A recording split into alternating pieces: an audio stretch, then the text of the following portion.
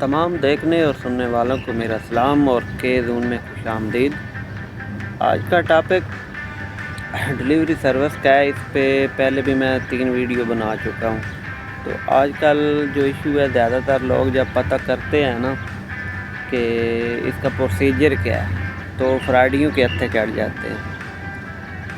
ان سے بچنے کے لیے سب سے پہلے آپ کو تو یہ پتہ ہونا چاہیے کہ ادھر قانون کیا ہے یا ادھر کا رول کیا ہے، کس طرح اس کام میں بندہ آ سکتا ہے۔ اس کام میں آنے کے لیے ایک ایجنسی ہوتی ہے جس کا ویزا لینا ہوتا ہے، لیکن وہ بھی لائسنس کے بعد۔ پہلے ایسے ہوتا تھا کہ ایجنسی ٹھیکہ کرتی تھی 8,000 درہم کا یا 10,000 درہم کا، وہ تقریباً میکسیمم پاکستانی 8 لاکھ روپیہ بن جاتا تھا۔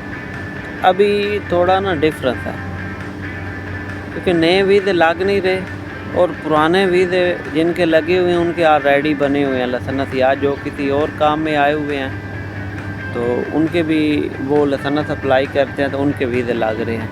ابھی یہ ایشو آ رہا ہے۔ خیر، اس پر پہلے 2-3 ویڈیو میں بنا چکا ہوں، تو آج صرف آپ کو سمجھانے کے لیے کہ ایجنسی کا ویزا ہوتا ہے جس کو وینڈر بھی کہتے ہیں۔ کچھ لوگوں کو اس بات کا نہیں پتہ ہوتا تو وہ مختلف لوگوں کی باتوں میں آ جاتے ہیں۔ ایجنسی کا ویزا ہوتا ہے۔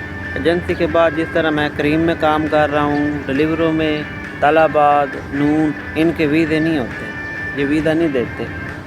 آپ کو ویزا وینڈر سے لینا پڑتا ہے، جو بیچ میں کنٹریکٹر ہوتا ہے۔ اس کا یہی کام ہوتا ہے کہ کس طرح آپ لوگوں کی سیلری پہنچانی ہوتی ہے آپ تک، یا بائک پرووائڈ کرنا ہوتا ہے آپ کو سیم، اور اس کا یعنی کہ کنٹریکٹ ہوتا ہے۔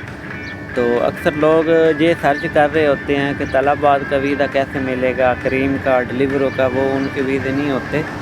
تھوڑا سا اس چیز پر آپ لوگ دھیان دیا کریں، آنے سے پہلے چھان بین ضرور کیا کریں، کیا جو بندہ ویزا دے رہا ہے اس کی اپنی کمپنی ہے یا پھر وہ جگاڑی ہے۔